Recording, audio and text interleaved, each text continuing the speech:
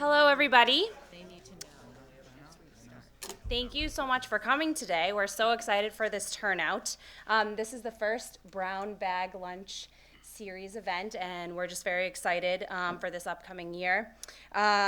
We hope to use the Brown Bag Lunch series as a way to really discuss and highlight common issues that we all face in the advising community, and to really facilitate information sharing across campus. I'd like to briefly introduce myself and the rest of the Brown Bag Lunch Committee. I'm Michelle Litke. I'm in the College of Arts and Sciences Department of Biology.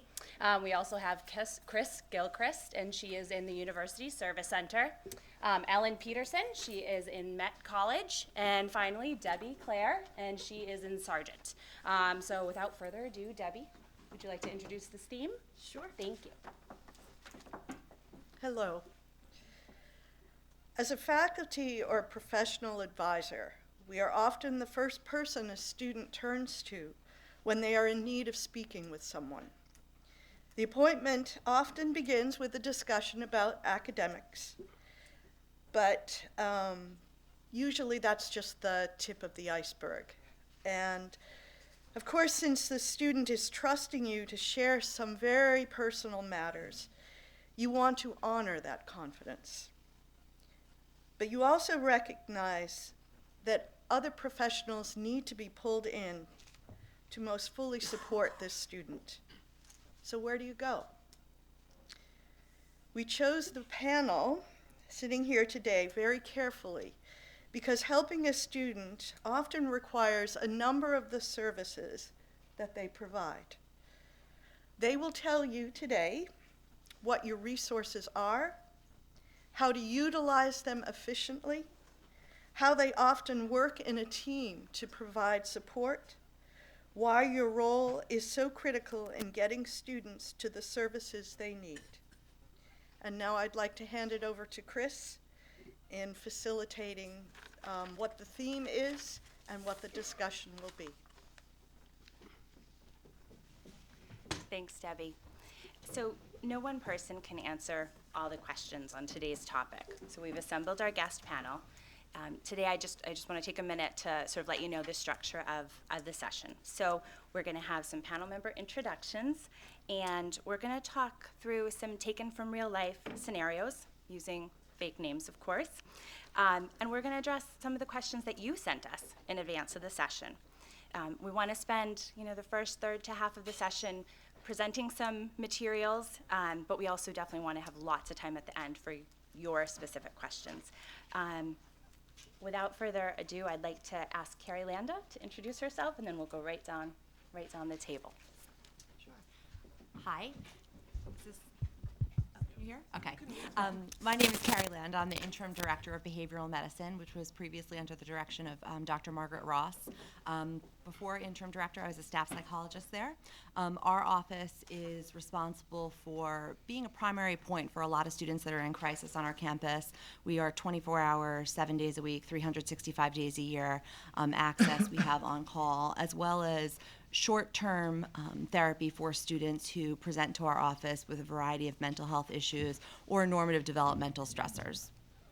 We have a staff of about 15 clinicians made up of prescribers and non-prescribers who work with students in short-term and then often help facilitate referrals to the community and access to resources across our campus. Thank you, Carrie. I'm Maureen Mahoney. I am the director of the Sexual Assault Response and Prevention Center here at the university. The center is in its second year, but I've been here, if I make it for the next 2 weeks, 20 years. Hopefully. Prior to going to SARP, I was in the behavioral medicine clinic and one of the crisis intervention counselors for the university. Now there are 3 crisis intervention counselors, and we're housed in the Sexual Assault Response and Prevention Center. And the name is a lot more limiting than the services that we provide. Among the 3 clinicians, we're on call 24 hours a day, 365 days a year, and we're typically the first responders or among the first responders to traumatic incidents that occur to an individual at the university or the community as a whole. And I think for now, that's it. Hi, I'm David McBride. I'm the Director of Student Health Services. And under our umbrella are the two units that were just described, which are behavioral medicine and SARP. We also have a primary care department and a wellness and prevention services department. And in primary care, we do primary care, urgent care, care management and referral for students with medical problems who are at BU. So we work very closely with specialists in the community in addition to managing medical problems on site at 881 Commonwealth Avenue. And in case you don't know our locations, we have two of them currently, yes. 881 Commonwealth Avenue is right next to the Fitness and Recreation Center. And then 930 Commonwealth Avenue is where SARP and Wellness and Prevention Services live, and they are across the street from the Aganis Arena. Hi, I'm Dale Robbins, the Director of Judicial Affairs, and my office adjudicates student misconduct both on campus and off campus. In addition, we also investigate allegations of sexual misconduct, and we work very closely with Maureen's office. The third aspect of our office is off-campus services, so students who are looking for housing or have roommate conflicts and need some advice on how to resolve those issues, they can come through our office. So when it comes to any classroom management issues, we focus on behavioral issues, not classroom management, so we can assist you with that if you have a student who is misbehaving and it has some relation to the classroom. You're always welcome to call us and we can discuss how we can help you. I'm Fred Wasserman. I'm an associate professor of biology, and I'm here really as a superficial, well, not superficial, but a part of my role would be to say to Wally or to Liz, who are much newer here, what do you do? And where do you go? And I'm glad to see that you're out there. And the idea is that let us know that Steve Jarvie's in the back, and you have Dan and Meredith. And these are people that I don't know well, but it took me over 30 years to find out where they are. And I think that this is a very good opportunity to learn that at this point in our careers so that you can actually say, I know what to do next time. Hi, I'm Jack Weldon. I'm the Associate Dean of Students. I've been at the university about 33 years. The first 22 years I worked in the Office of Residence Life, and since then I've been working in the Dean of Students office. And at the Dean of Students office, we are about certainly providing opportunities and programs that promote personal and academic growth, so students truly thrive at the university. However, before they can thrive, they need to survive. That's what I tell students during my orientation presentation. And we spend much of our time, I don't tell students this, but I tell them if they have any issues, any concerns, any problems, and they don't know where to go, you think Dean of Students office, and they know how to contact us. I also share with you, we spend much of our time responding to both personal and community crises. For instance, this weekend we responded to the tragic death of a student while he was home on spring break, and ensuring that our colleagues have the support they need and that we facilitate that response. And it's a 24/7 response that we provide. Thank you, everyone, for introducing yourself and talking a little bit about your offices and areas.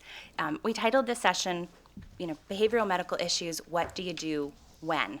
And we thought a good start would be to give you a sense of the landscape. What are some of the real-life issues that can and do arise in the context of working with students? So we're going to quickly read through a couple, as I said before, real-life scenarios with fake names, and then we're going to talk through them a little bit as a group and with the panelists' expertise. Okay, our first example is concerning sexual assault. Your advisee, Kay, has disclosed that she was recently assaulted and indicates you were the first person she's told. Has anyone here experienced or had that situation happen?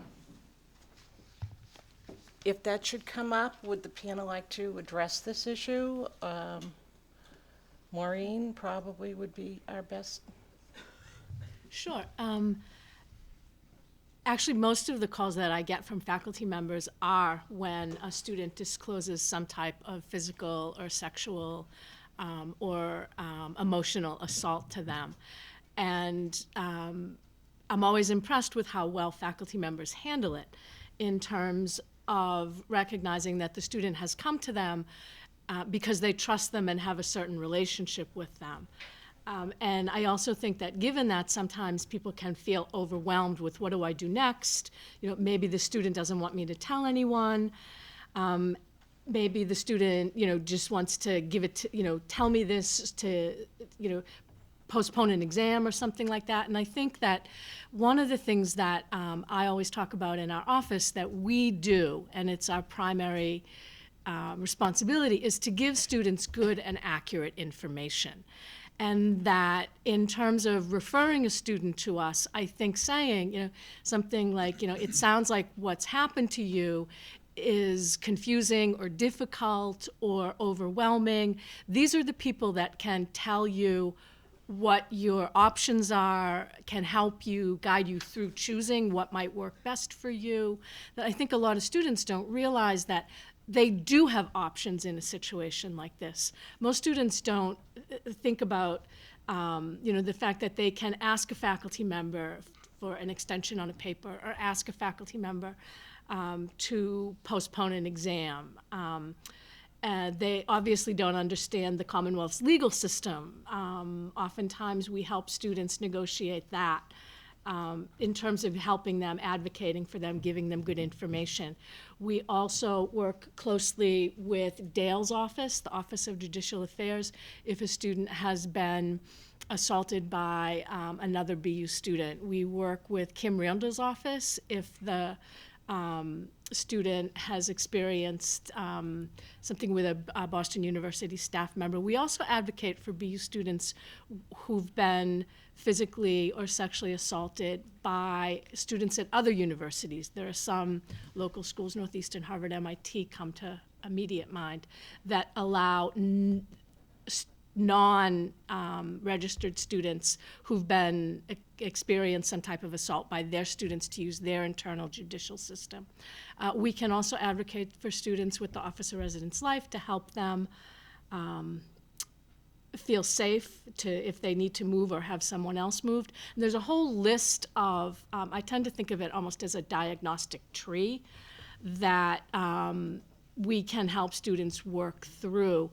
And I mean, there are things that I haven't mentioned, medical attention, things like that. And I think one of the things that our office does is free you up so that you don't have to know all of these things, that you are able to say to a student, you know, I'm really sorry to hear what happened to you. And these are the people who have an expertise in this area. These are the people who have experience helping students who've gone through what you've gone through. And, you know, this is how we can get in touch with them. And whether you want to call, I get a lot of calls, oh, I'm sitting in my office with so-and-so. So then I know I have to ask you a lot of questions. And to be able to either do that for a student or have a student call. One thing that I think a lot of times I run into is that faculty and staff are kind of hesitant. You know, I don't know if I can talk to you. Confidentiality is our responsibility, not your responsibility. The 3 clinicians in my office are all licensed and bound by law to maintain students' confidentiality. So anybody at the university can tell us anything. We are somewhat restricted in the information that we give out, but I almost always ask a student, you know, if a faculty member has referred them to me. You know, is it okay with you if I get back in touch with so-and-so? And just let them know that you've come to my office. I always try to do that just to somewhat close the loop so that at least you know that, okay, the student's being taken care of in certain ways. Maureen, would you recommend that a faculty person call or just hope that tell the student and hope that they seek out your services? depending upon the situation? I think it depends upon the situation. I think that helping a student by actually making the contact, even if it's, I'm going to call SARP and have one of the clinicians there get back in touch with you, to saying that to a student. And also I think it's helpful to be able to say, I've met some of the staff from SARP, whether it's myself or Nathan or Sharita, and I think that they can help you to give them kind of that personal touch. But we're more than happy to reach out to students. Or, if you have the student in your office and just put them on the phone, we typically can see students the same day. And after you refer the student to Maureen's office, the next step is to contact your assistant or associate dean in your school or college. The reason for that, there are recently 29 staff and faculty across the university who are now Deputy Title IX coordinators. Their role is they need to then contact Kim Randall with the Equal Opportunity Office and report the information they have. It's not infringing on the student's rights or the ability to work within the university to get the services that the university offers, but we need to have this information on file. We're required to by the Department of Education. So once a student has confided in you that he or she has been assaulted, the first step is to refer the student to SARP. And then the next step is to contact the Deputy Title IX coordinator in your school or college. And if you don't know who that person is, probably someone in your dean's office, who in turn will get in touch with Kim Randall to ensure that the information is on file. Does anyone have any questions? Do you have to give, No, go do you ahead. have to give student names when you report this, or can you just say that there was a student in this class? My understanding is that you can call Kim, and she will probably ask for the information that you have. Again, the information that Kim will have, she'll keep in confidence in her office. But if you have that information, she will ask you for it. There's a form, too, she'll ask you to complete. But I think you can, if you're unsure, you can always call her to clarify what information do you need. There's also a form. It's available on the university safety site, but your Deputy Title IX coordinator knows where to access that form. And they've also received some training, too, in terms of the information that will need to be reported. Glenn? Are you saying we're bound by law to report that? Yes. Yes. Under the new guidelines, yes. I'm not sure we've been informed of that previously, have we? There's a task force that's currently dealing with this issue, and one of the questions is how best to get that information out to faculty and staff. So we're actively working on a program of educating the community, everyone in the community who's not bound by the confidentiality standards that Maureen mentioned, is responsible for making a report of sexual misconduct on campus, and that's, as Dale mentioned in the new Title IX requirements.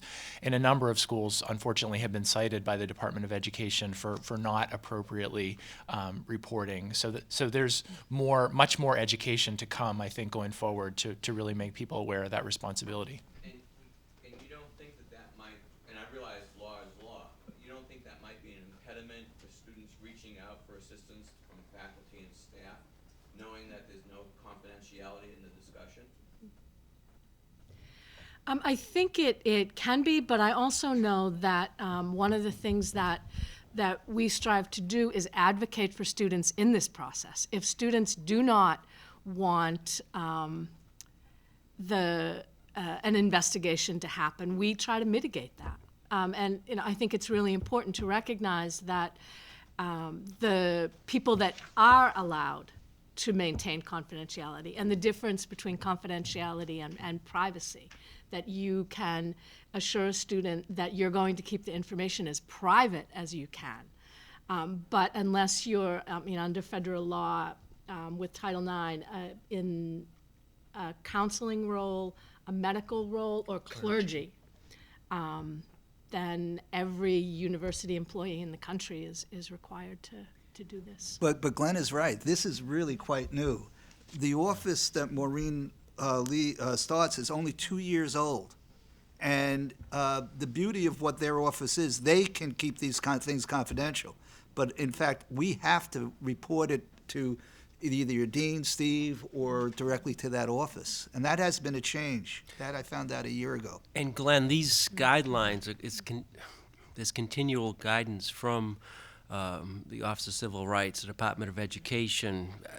They seem to be evolving, and they're changing, and certainly I think they're taking on even more of an impetus since the president issued statements and a task force in January about addressing sexual assault on college campuses. So now the Office of Civil Rights is really being very, very diligent about ensuring that the university follows guidelines.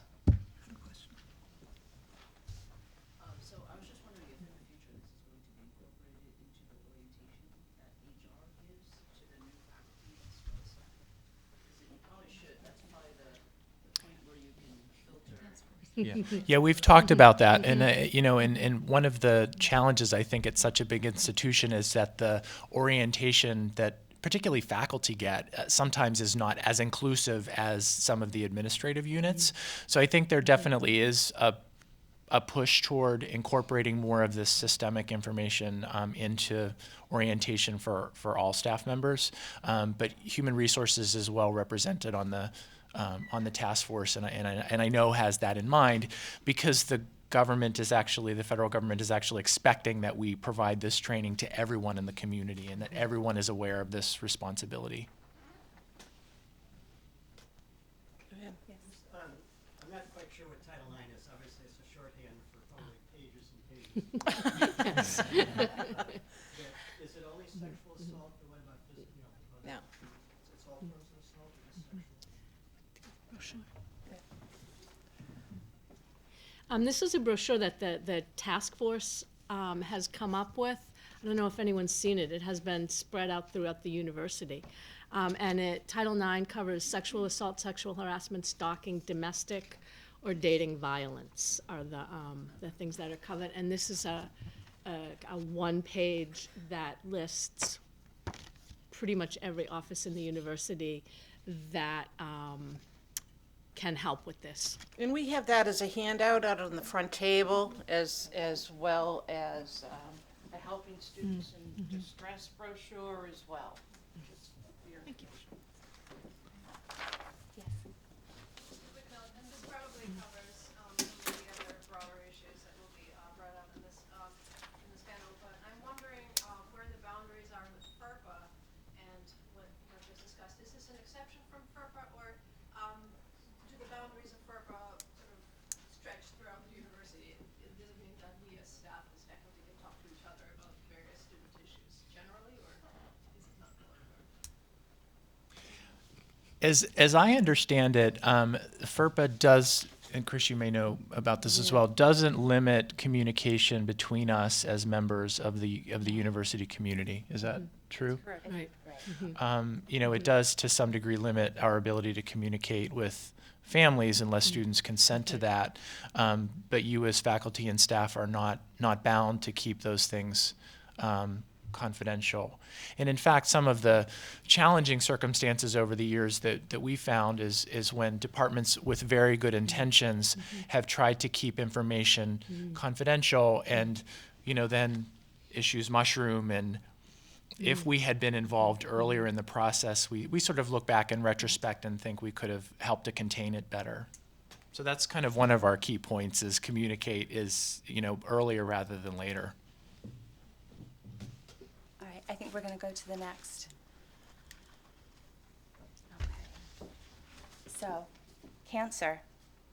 In office hours, your student and advisee, Henry, explains he's been recently diagnosed with cancer and he may need to leave school immediately for treatment. So, David, maybe you can talk a little about this one. And so this happens with some frequency, and I think in some ways it's actually a bit more straightforward than the situation that we just discussed. So we may or may not be involved with a student's diagnosis of a serious illness. They could receive the diagnosis at home when they're over break. We encourage you and students to let us know when something like that is happening, because we can work to coordinate care in Boston, and often we're using Boston Medical Center. Students may opt to use other institutions in the area. So from a medical perspective, even if students don't identify us as their primary provider, we still would love to know about their situation so that we can help to sort of grease the wheels, so to speak, in getting them care if they choose to stay in Boston. In terms of taking time off, we work very closely with the University Service Center, who, at least for undergraduates, can give really good advice about what taking a medical leave of absence means to their academic progress. And I think most students think that if they take time off, it's going to disrupt their whole college education. And in fact, we have so many students who take time off and get better and come back and remain really on track. So as far as the leave part, do you want to talk to that a little bit more, Chris? I mean, I'll just mention that my office is listed on the resources you'll see later, the University Service Center. We work with undergraduates in particular on leaves of absence. We work with a lot of you in this room because you find out that there is a medical issue, whether it's behavioral or physical or just some other special circumstance. And, we look at this on a case-by-case basis. We want to help a student figure out what is best for their situation, whether that's taking a leave, whether that's invoking an academic option like maybe part-time study if something is coming up early in the semester, and that's manageable with treatment. So again, I think the principle is connect into this resource network, call us, help facilitate the student connection with us, and we can talk through the options. In addition to the leave itself, we're really familiar in my office with sort of the other stuff of student life. So what does it mean for their housing, their financial aid, their scholarships? If we don't know, we know how to figure it out. So we can be a great resource for students. If you're helping a student through a situation, we're happy to do that. We work a lot with the healthcare providers who will call us with a student in their office and say, well, what do we do next? So, and something I think that's great and that BU does, and I assume other institutions do as well, but if you take a leave at a certain point in the semester, your tuition is forgiven essentially for the time that you've taken off. And Chris's office is really helpful in letting students know that that's the case. I think sometimes they feel like if they stop in the mid-semester, then they will lose their tuition. And in fact, that's not the case, dependent to some degree on where it is in the semester. But there's a process for asking for an exception to the policy, and we're very well versed in that, and we can help students. Again, soup to nuts. The trick is just call us, let us know, and we're happy to help. Do other members of the panel want to talk Just a little bit that about? I generally would head directly to the dean of CAS, and are you suggesting that we should actually go to your office first, or is it in essence a different process? Let's ask CAS to speak out from the audience. I'm CAS. Yes. Yes, I'm Carrie Polio, Assistant Dean for Advising and Academic Services at CAS. And we would see a student, and if they came to us first, Fred, we would talk to them about the academic implications and just how they understand what that means to take a leave. But then we would refer them to the University Service Center to actually file for the leave of absence and all the other components Chris mentioned, like financial, housing, et cetera. So I would say the trick maybe is it's not a one right stop. It's help the student to the next step and sort of trust that in this bigger resource web, we're going to talk to each other. I just one footnote. I think that's important because in every school or college there is an assistant dean or associate dean that we work with very closely. For instance, it's not just a one-way street. Oftentimes students will come to the dean of students office and have an issue about a faculty member or a class, and it's clearly academic. We will contact, for instance, if it's CAS, I'll contact either Kerry or Steve Javi and refer it that way. I think if you're not certain about the issue, if you're not certain about who to go to, I think the first stop is your dean of students or your dean's office in your respective school or college. And as an aside, it doesn't mean that a student who has an illness has to absolutely stop their academic career. Right now I have 3 students from other schools at Metropolitan College taking 1 or 2 courses. And our alumni has set up a cancer survivor scholarship for these students. And they're continuing their treatment while they're studying and will transfer their credits back so that students don't have to feel as though they have to stop, absolutely, maybe for a certain period of time, but there is always give them that hope that they, they might not be able to go back full-time immediately, but they may be able, with approval from their home school, to take 1 or 2 courses while they're on a medical leave. There is one other caveat. Oftentimes, students will come with medical issues that come through behavioral medicine or the medical side who don't need to take a leave of absence, who do treatment while they're still in school, but need some flexibility around academics. That's actually something that would go through disability services, and that's something our office or primary care would help facilitate also. So just because someone is diagnosed with something doesn't mean they have to stop in their tracks. We can often work with the university and the systems at the university to help the student be able to continue on in whatever capacity they can. There's a question. So what about the emotional support? And that helps to deal with the student academic needs, but I'm sure when you're diagnosed with cancer, there's a lot more involved. Yes. Absolutely. So if there is someone who's diagnosed on the medical side, oftentimes they will be walked over or an appointment will be set up in behavioral medicine for support. Depending on what their treatment is going to be, whether they're going to be staying in the area or not. It might be a very brief thing, that there's a potential for a diagnosis of cancer if something's being biopsied, or if they are fully diagnosed, that they may be going into treatment somewhere else in the country or leaving the university. Depending on what the disposition is, we then make a decision about how we can best support that student. If it means bridging treatment and providing them with a referral to someone in the community who specializes more in a health-related issue, or seeing them in our office just for intermittent support and helping to access resources. With university services, I know you said it's primarily for undergraduates, but in the case of graduate students and an older population, we've had instances where a child became sick or a spouse became sick, and the student was a primary caregiver situation, and we can certainly manage to work things out at a departmental level, and we got them in touch, but what is the best way to do it for grad students?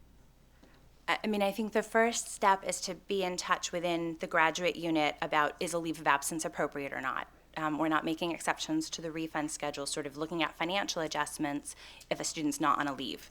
But if the decision's made that academically and because of the other life circumstances, a student needs to interrupt studies, then that's arranged at the graduate level, and all the graduate deans have a process for working with my office and the Vice President for Enrollment and Student Affairs on a refund policy exception. So for undergraduates, it's sort of centralized within my office. We work directly with the students on all pieces of that process. At the graduate level, students are arranging their leaves and getting support from their dean for this later kind of. So yeah, I mean, we can talk more about that too at any point with anyone who needs to know.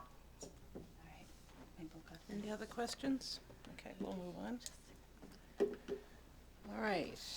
Your colleague calls for advice. A student's recent behavior in class and on discussion boards has her concerned. As you listen, you realize your colleague is referring to your advisee, Casey. This doesn't sound like the student you know. Social media, discussion boards. Any examples you would like to share? I see a lot of smiles. This is a very So there is familiar some. topic.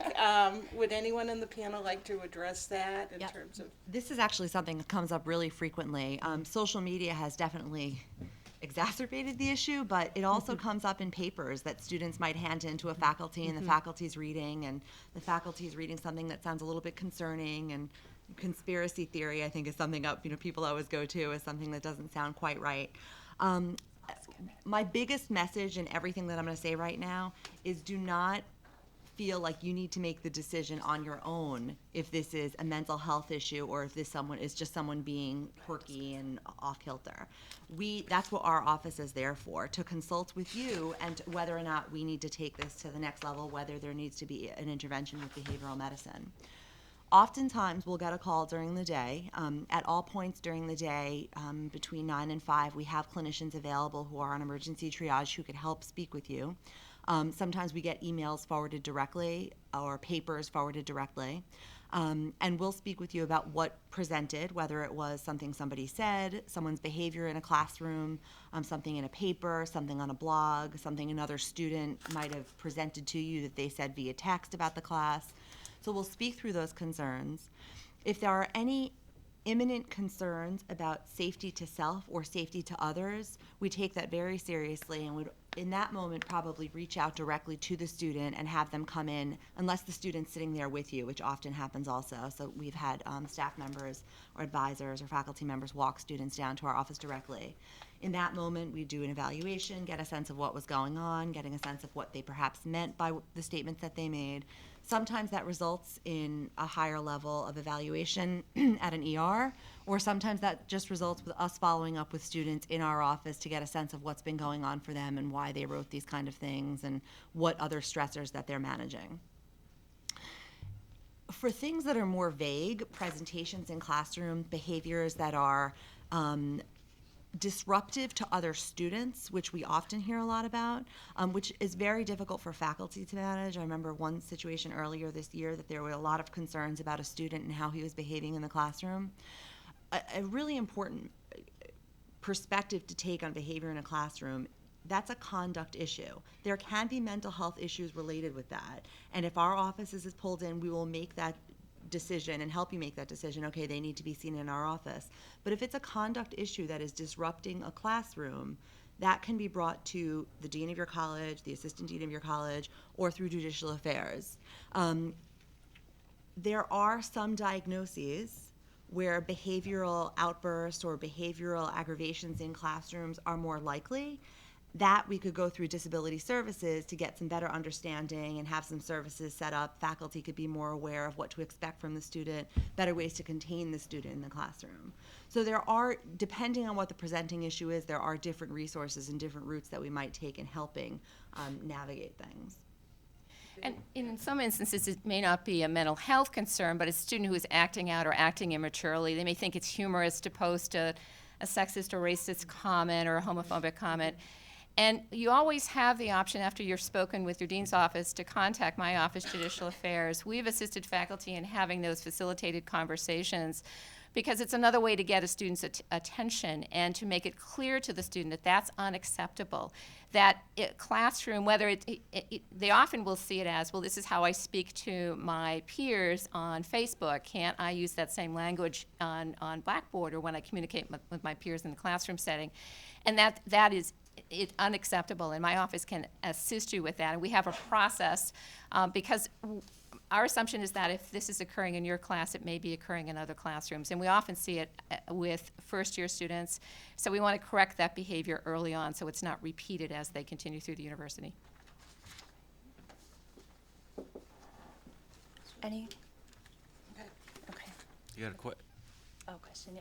Yeah, sort of bringing it back to the graduate student side of things, I had a situation a number of years ago where a very bright graduate student started out seeming highly motivated and felt that sort of the project that she was working on wasn't quite right, and so tried to shift to another project. And over time, she started disappearing for a week at a time and so on. So, I began to sense something was wrong. That took a long time before I finally figured out what to do about it. But I'm just wondering, in these kinds of situations, they're not disrupting class or anything like that, but you just see sort of a change in personality, I guess you call it. And, how do we deal with that kind of situation? That's a really great point. Things are not always as overt or obvious, and sometimes it is a matter of someone withdrawing or not paying as close attention to their work, seeming less motivated, seeming less engaged in the academic process. And that's just as concerning because it could be indicative of something else going on for them. When there is something behavioral or something overt, like in a paper, it's easier to address because it's concrete. When it is something more vague like that and the individual's not doing their work up to par, as well as not seeming like themselves, for you to simply say to the student, has everything been okay? Do you feel like you need some extra support? Do you think anything can be helpful? And even recommending the resources on campus for them. Or would it be helpful if I, referred you down to the behavioral medicine office? It could just be something as simple as stress, and they're feeling overwhelmed with their dissertation process, or it could be something more serious like depression or anxiety or some other mental illness. Where should our starting point be? Because this was a situation that Yeah. took a long time before she finally confided in me. Well, it turned out it was family issues. That, the signs were becoming very clear, and yet was a very proud individual and didn't want to admit that anything was going wrong, and yet it became clear that she really needed some help. And so where should we go, especially with a graduate student? We don't, as you say, the support services were a bit more vague and not centralized there. Our office, behavioral medicine, sees graduates. University Service Center primarily does undergraduates and then some help with the graduate population.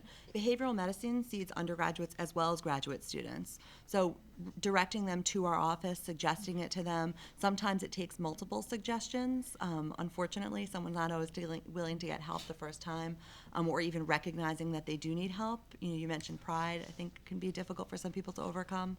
But suggesting it, saying, there are offices on campus that can offer additional support to you. Sometimes going the academic route is an easier way. Do you think you need some help with time management? Or you can go straight for the behavioral medicine. Sometimes, just offering that there are offices on campuses that can offer support with managing academic stress. And I think it's one of the pamphlets is that's available is helping students in distress, and they have I think a very worthwhile section, or it's informative section on how to make a referral. Because I know you know something's not right, but I would suggest you look at that and refer the student to behavioral medicine. And also, we work closely among ourselves. If someone is referred to a clinician in behavioral medicine, and the clinician decides that the situation that the student is in I think that example is a really good one. As I was just thinking about a graduate student who became more and more and more absent and was referred to behavioral medicine, and in the intake session talked about being in a situation, being in a relationship with a violent person, and that student was referred to my office, and we helped the student get resituated, moved, get a restraining order from the Commonwealth of Massachusetts. And we refer back and forth all the time, and also work really closely with Chris's office, too. I think we've tried to build a lot of redundancy into the system, so it almost doesn't matter to a degree who of us that you contact, because we talk amongst ourselves. We may hear I heard from a faculty recently who was concerned about a student, and I called Residence Life and said, somebody's worried about this kid. Could you just sort of check up and make sure they're okay in a discreet way? We have language that we use back and forth that doesn't,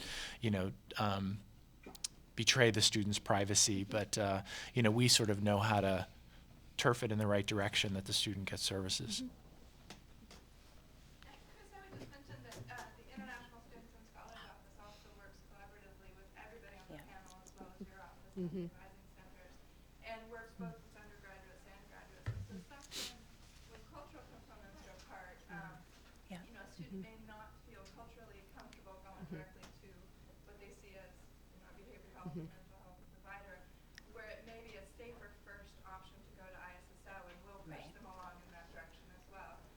Secondly, anytime somebody is having criminal problems or a drop below full time, there may be immigration special steps that need to be taken with regard to immigration status as well.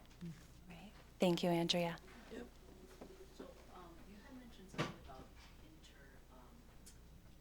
interventions. So, do you reach out to students if, I'm aware of a student that has an issue because their parent came to me? So we usually have that discussion with the person who's making the referral. Sometimes a faculty will call us asking, how do you think is the best way for us to intervene? And we'll help guide that process. Other times faculty will say, I'm really concerned about this student. Can you outreach to this student? And we do it as simple as that. So oftentimes we'll wind up calling the student, say we received some information from a faculty member that's a little bit concerning. Would you be able to come down to the office for us to do, just to have a discussion? So it can go either way, really. We prefer that you let the student know that you're making a referral, just so the call doesn't come out of the blue. Or alternatively, refer the family to speak with us at behavioral medicine. We don't want to be sort of surprising students, so it's best if they sort of have a heads up about what's going on. They have a psychiatrist in their home country and they're under medication.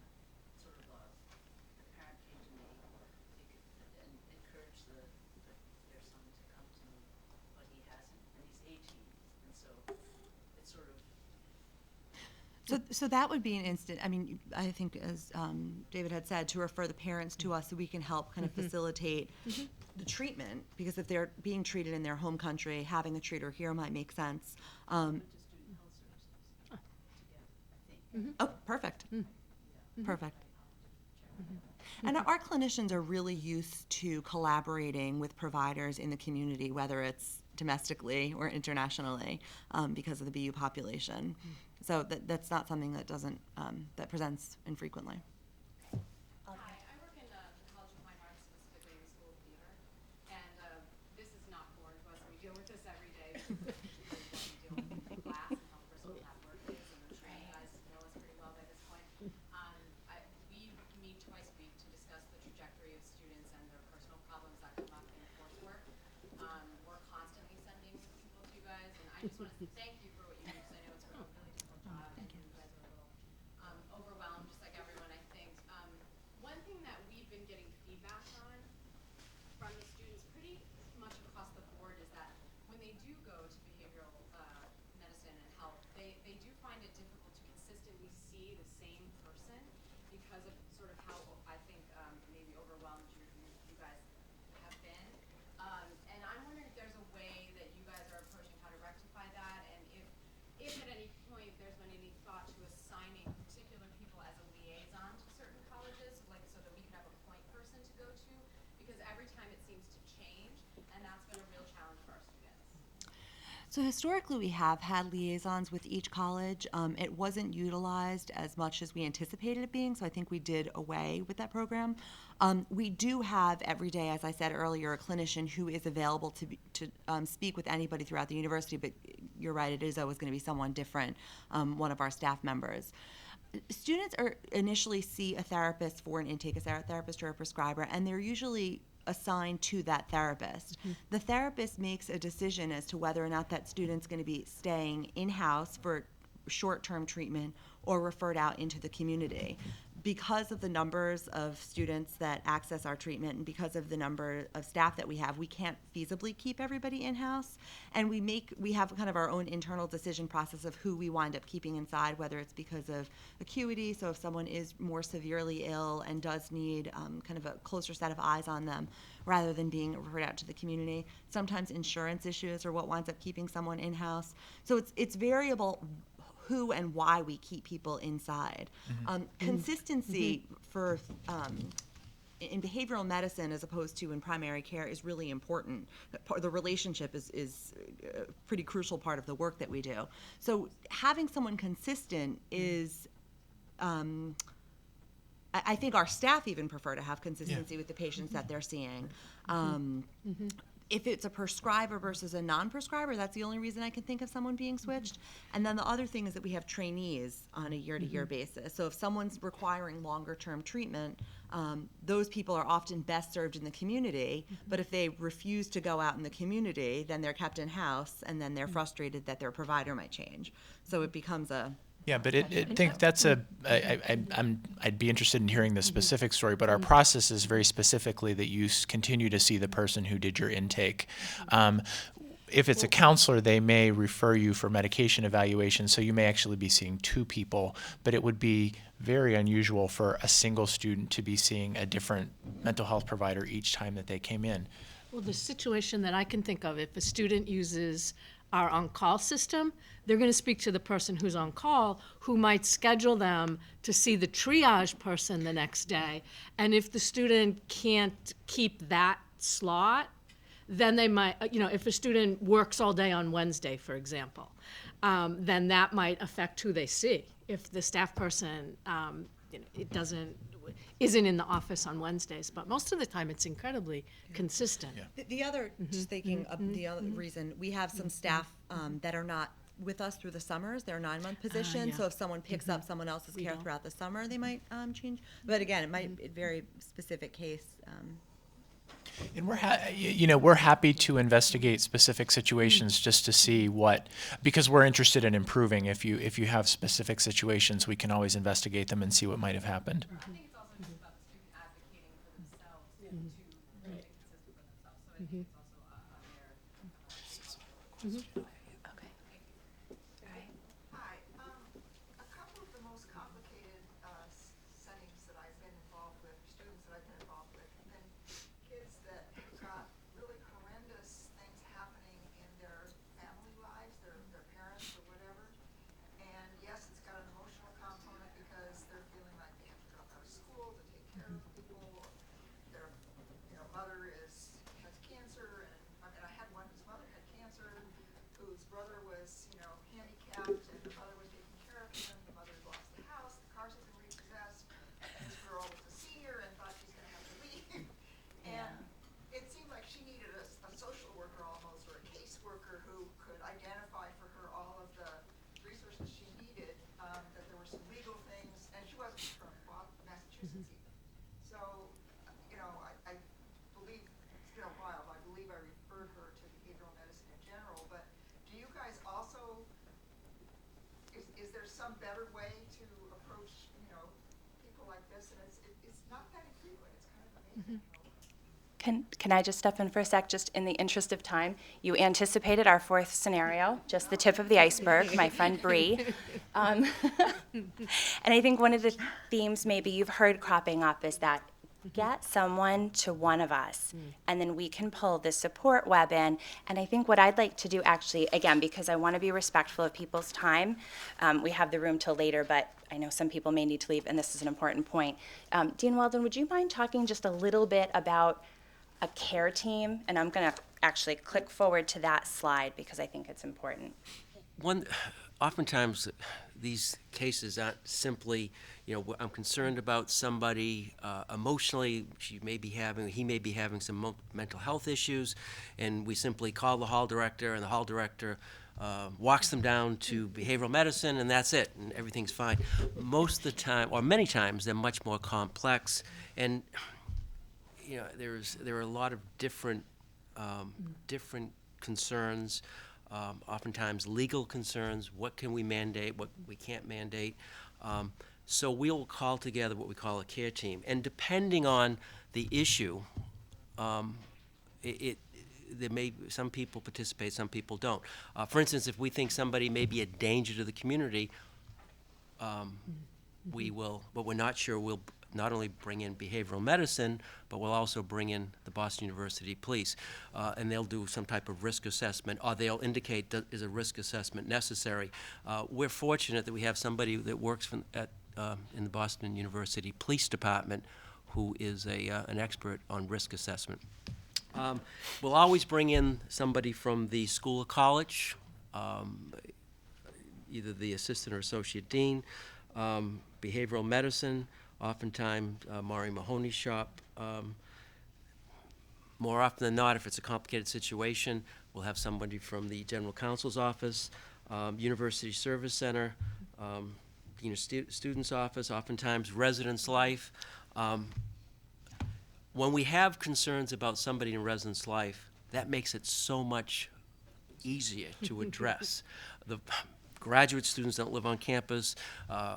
Undergrads don't live on campus. Those are the ones that are sometimes it's more difficult to address and really get a true assessment of what's going on. But the point is, we call in whoever we need to come up with a strategy.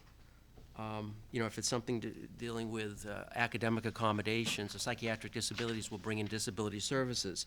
If it's, we've had care team meetings involving students that are studying abroad, studying overseas. So obviously we'll bring in folks from global programs. So we bring in whoever we need to, oftentimes anywhere from 6 to 12 staff people to come up with a strategy, and we work very closely with the academic school or college through that associate or assistant dean that's the point person. So I think to reiterate, and we're belaboring this, get in touch with one of us, any of us. We work very, very collaboratively together. And I think it should be a comfort to the advisors and the faculty to know that there is a group of staff that are assessing and addressing the issues once it comes to our attention. Thank you, Jack. So as you can see, I flashed up some takeaway points. You know, one of the points made earlier today is that as an advisor or faculty member, you're not bound by confidentiality. You can promise to be discreet, you can promise to respect privacy, but there is information that you can share with your colleagues because they need to know to help a student. So don't promise confidentiality, but remember, talk to us. The sooner you can let us know about an issue, the sooner we can help support you and support the student. And you don't have to know every single resource at the university. Know the key people in your department, in your school or college.